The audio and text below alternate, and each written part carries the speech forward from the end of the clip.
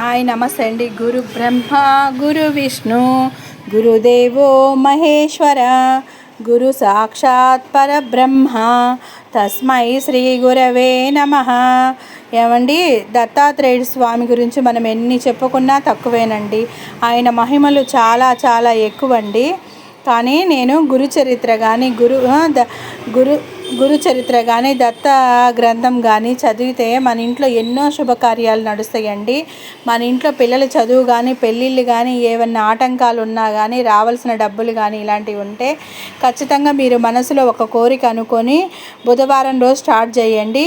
Next గురువారానికల్లా complete చేసేసేయండి. వారం అన్నమాట.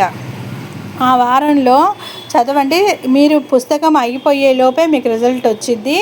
ఇది నేను ఖచ్చితంగా చెప్పగలనండి. నేను ప్రతి కార్తీక మాసంలో దత్త చరిత్ర పారాయణం చేసేదాన్నండి.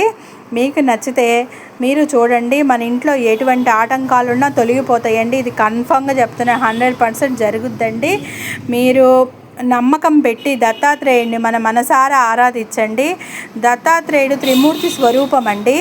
ఆయన అనుకుంటే ఏదైనా జరిగిద్దండి. నచ్చితే లైక్ చేయండి, సబ్స్క్రైబ్ చేయండి, షేర్ చేయండి.